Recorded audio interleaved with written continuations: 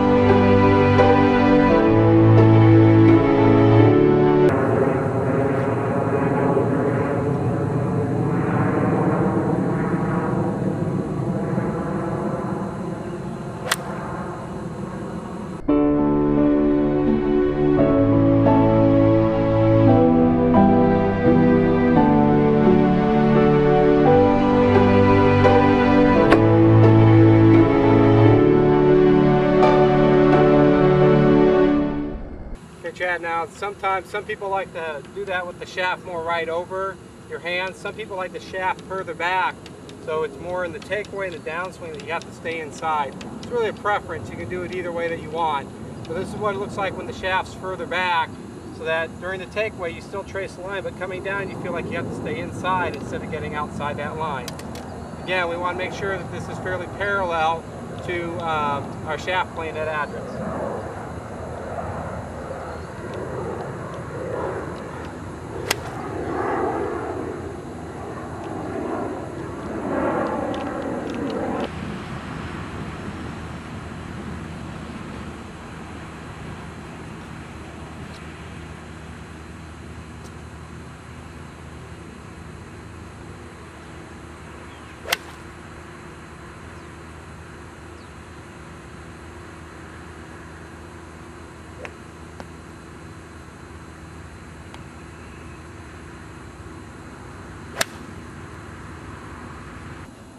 Okay, there's one final way you can work on this also to make sure that your hands are coming down more from the inside and making sure that they're staying in that hip plane slot as you go through the ball. This time when I got set up, I'm going to get this shaft so it feels like it's very close to my hands when I'm at address. So I feel any lifting at all, I'm going to go ahead and I'm going to run into this shaft. So I want to make sure that it's close enough that I feel like, even though I can trace the line in the backswing, I feel like I need to come down from the inside. Make sure my hands come underneath this shaft. Again, that'll help make sure that you're getting that club coming from the inside when you feel like you're getting a little too much of an early turn in your swing. Okay, it's going to look like this.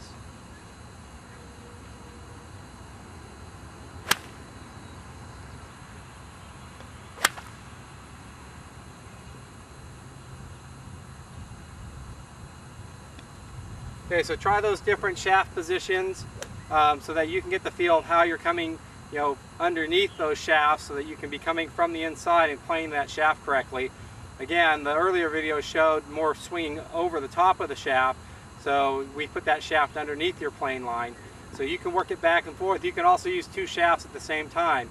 You can put one where you have to go over it during the takeaway and another one up by your hands to make sure you're coming under it on the way through. You can combine these in a lot of different ways. I suggest you do them in slow motion first, just so you get a feel of where things need to go. It can be a little scary swinging and playing shots when those shafts are close to your club or close to your hands as you're coming through. But give them a try, and they should straighten you out as far as how to make sure you keep that club planing properly. All right, Chad, just some final notes here. So we covered basically three things. We want to make sure that you're planing that shaft with your dominant arm in control as you swing back and through by tracing that line, keeping that shaft one end or the other pointed at the line. The next thing was we put the hip plane slot shaft in there so that you can get that feeling of swinging above it and coming on top, above it coming down instead of getting inside that shaft plane on the way back and lifting up, too much in the backswing.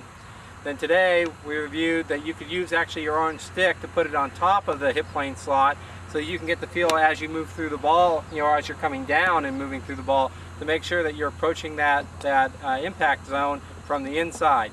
So if you work all three of these in combination, you're going to get a much better feel for what planing is like in hip plane slot.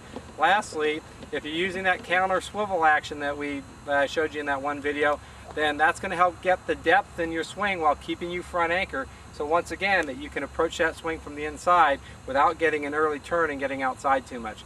So watch these videos. And again, if you have any questions, go ahead and send me an email and we'll keep working on it. Take care.